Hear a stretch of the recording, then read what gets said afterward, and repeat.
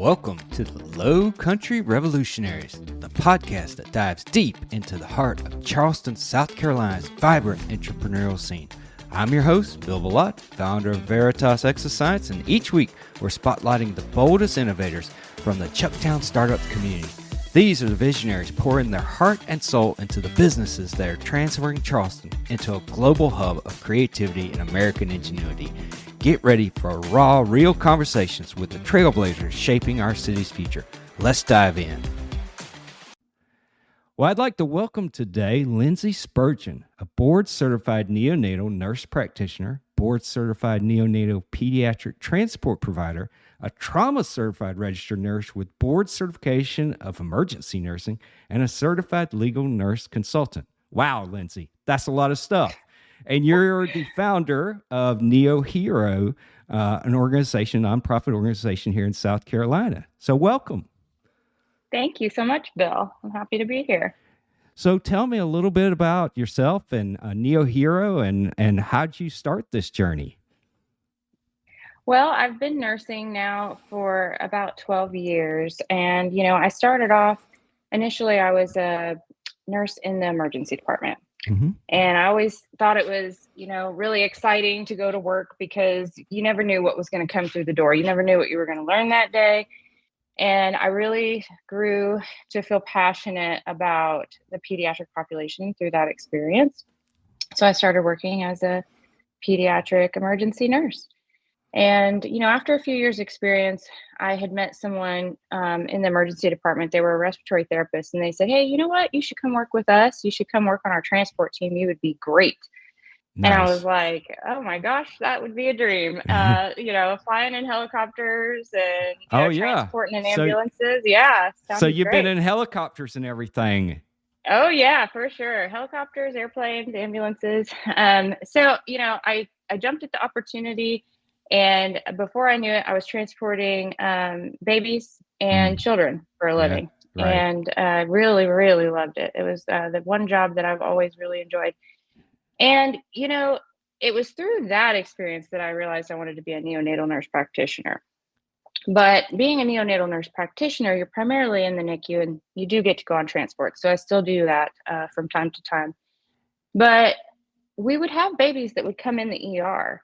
And, we'd get paged down from the NICU and, it'd be someone saying, hey, there's a baby born at home. They're coming in, they're coding this baby. They don't have an airway, whatever the case may be.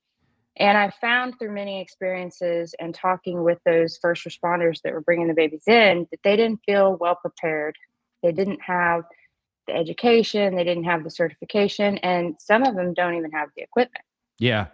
So even if they were provided the education, they don't have the equipment to do what's necessary. So after, experiencing that for many years, I, realized that there was a definite need for someone to collaborate with them and help them out. And the idea really just started with, I was going to contact, our fire department our EMS and just say, hey, I'll teach you guys NRP. Tell me how I can help. But that idea very quickly grew to, hey, we want equipment. Hey, what are we going to do with that education, right? Like if you can't give us the equipment, it's really not going to be very helpful. So then I thought, I need to make this, a nonprofit. This needs to be an actual mission on my part. I've got to be able to offer this to everyone. I've got to be able to make it known that it's, available to whoever needs it. And then I've got to be able to back that up with, getting them equipment. So exactly. There it was. That's amazing. So let me ask you, I'm going to ask some stupid questions here. So what's the difference between neonatal and pediatric? Is it the same thing or is it different? And a follow on to that is why are neonatal pediatric, children and babies, why are they different as far as CPR and stuff like that than adults? What's the big deal here? Yeah. So really, honestly, the pediatric population is its own, right? And the neonatal population is just like a subspecialty of that. It's a very small population. So if you're talking about a child versus an adult, the majority of us know you have to give CPR. You start with giving chest compressions. I feel like that's like a household known thing. But what a lot of people don't know is babies are not primarily resuscitated well just by giving chest compressions. Really? As a matter of fact, chest compressions on a baby are not going to be effective if they're not properly ventilated. Oh, So they wow. need that airway first. Yes. So neonatal resuscitation, the big takeaway is let's establish an airway one way or another, whether it be that we're bagging this baby and we have a good seal and we've made sure nothing's obstructing that airway, or we're able to, if it's within our scope, place an advanced airway such as an intubation or an LMA. Nice. That's cool. Yeah. I mean, I'm a bit naive, but I've had some CPR and stuff like that, like a lot of people. And, the only thing I kind of remember is like, if a baby's choking, you can tap them on the back versus trying to do a Heimlich type maneuver or something like that. And so I knew there was something different there, but I wanted to hear a little bit more. And so you're working with first responders. So I assume that's firefighters, law enforcement, maybe others.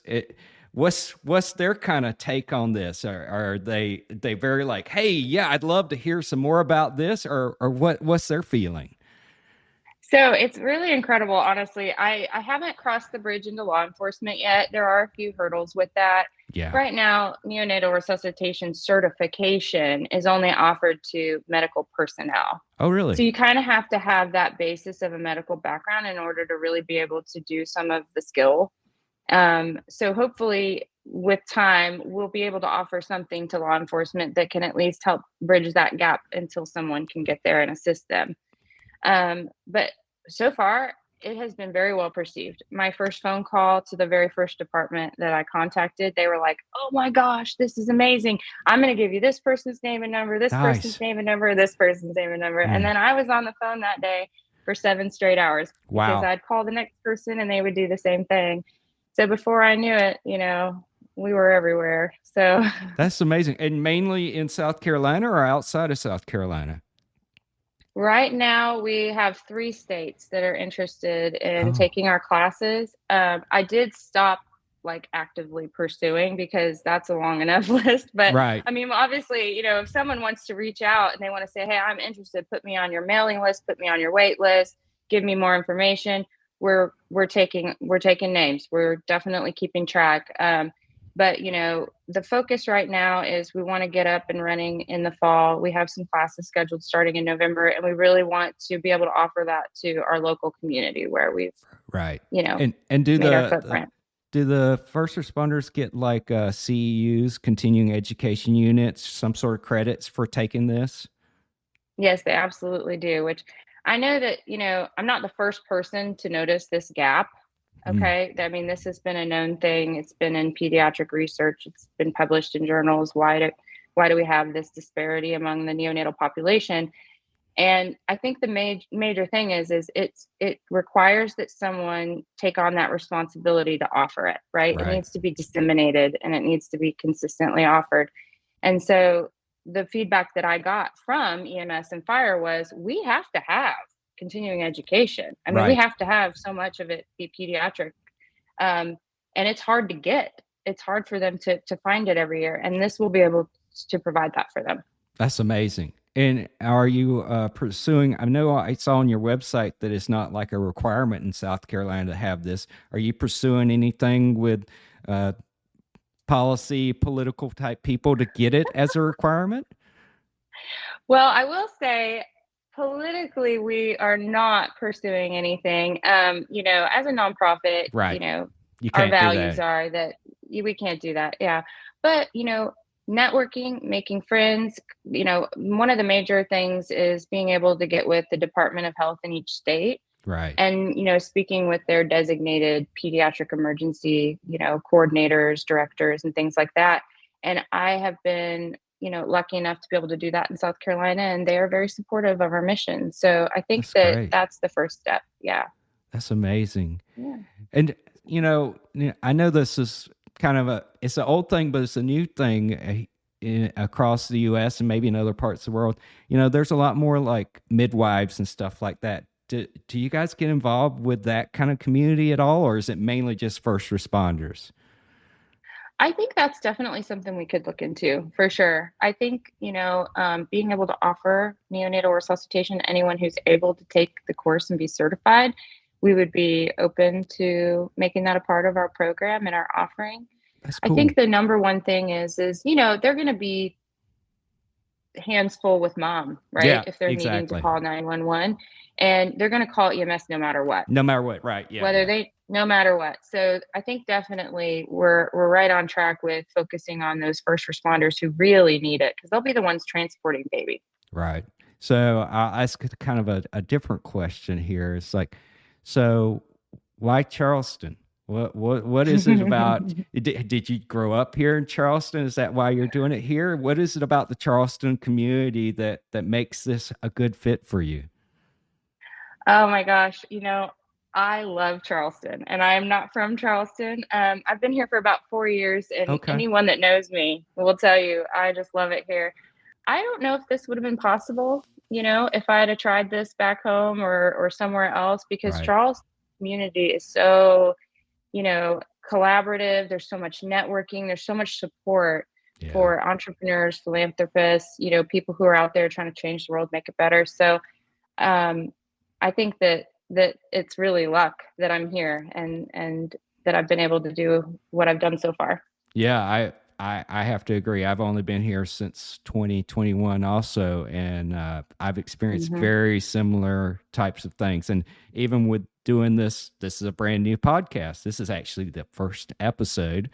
Uh, just the number of people that are interested and want to sign up and be a part of it, just amazing. And it wouldn't have happened anywhere else. I've done podcasts in other places, and this is just a whole different level of community and culture and everything. So that's really Absolutely. cool. Yeah. So do you see your organization like becoming a national type organization at some point? Is that the business plan? What's your idea here? Yes. So strategic business plan is, we're hopeful. We are hopeful that we'll be able to go national within 5 years. I Yeah. think that regional is, our goal would be within 3 years. We've got a number of states that are closer by that we'll be able to, get up and running. The question would be, are we franchising? Are we licensing? How are we going to be able to do that? Right. But yeah, that's 100% the plan. That's cool. So what's been sort of like the biggest challenge that you faced so far? It sounds like everything's been easy, but I know it can't be, right? I think the biggest challenge is I'm not a businesswoman, right? I'm a nurse practitioner, and I want to say that I didn't have a clue what I was doing, because in all reality, I didn't. If it weren't for some of the people who have really stepped up and felt, you know, a lot of faith in me, a faith in the mission, wanting to be helpful, wanting to teach me. I've had some mentors along the way so far in the last 4 months. It's been amazing. So the biggest challenge, I think, was believing that I could do this and Wow. then dedicating my time. Yeah. Yeah. I've heard similar things from folks in the past. It's like, it somewhat comes down to having that somewhat amazing support network, whether it's through mentors, just family, other folks that come into your life, and it makes this all sort of come together. So that's great. I'm glad you've got that support network, because you're taking on a huge challenge here, and it's a very exciting mission. What would you like to see 10 years from now? I think that we would really love to see NeoHero as a household name, right? You hear about organizations like the American Red Cross Right. and the American Heart Association, and it would just be great if the neonatal population had a dedicated organization that was providing education, providing equipment, filling the gap. I'm hoping that we can expand our services too, and not only provide the NRP program and the equipment, but maybe other things that we can do to help improve the neonatal outcomes. That's awesome. Do you guys, well, you may not now, but are you thinking about in the future? You've got the equipment and training that you have now that's available. Are you also looking at what's missing? What equipment, what technology, what techniques are missing to help the neonatal population?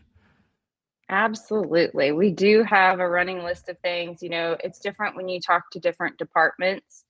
Um, you know, Transport is a very, very specialized, Mm, thing in itself. So the type of vehicle, if you will, that they're going to be using is going to depend on what type of equipment they're going to be able to have. So right. you really have to individualize the care and the help and the things that you are, looking at providing to them. And it does take a lot of collaboration, a lot of discussion, Right.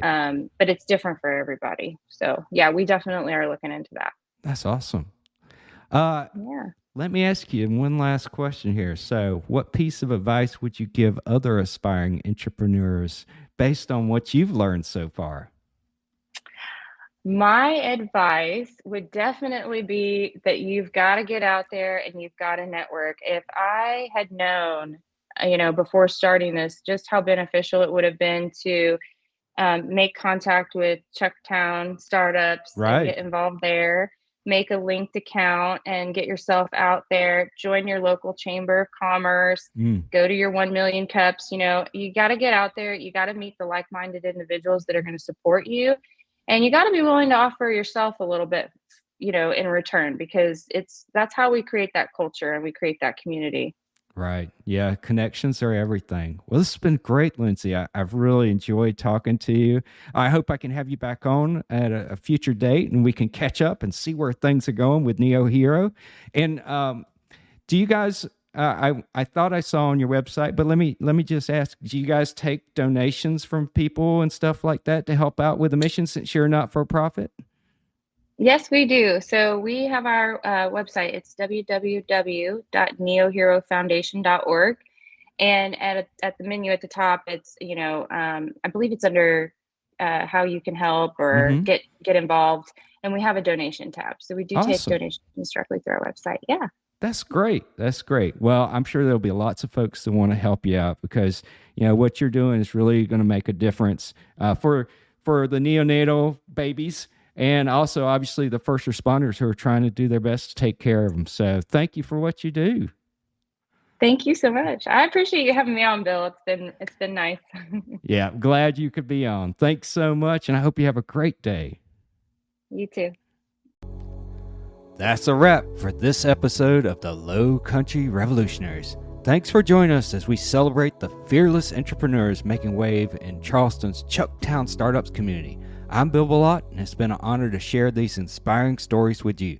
If you enjoyed this episode, subscribe, leave a review, and share it with someone who needs a spark of Lowcountry innovation. Until next time, keep pushing the boundaries of what's possible.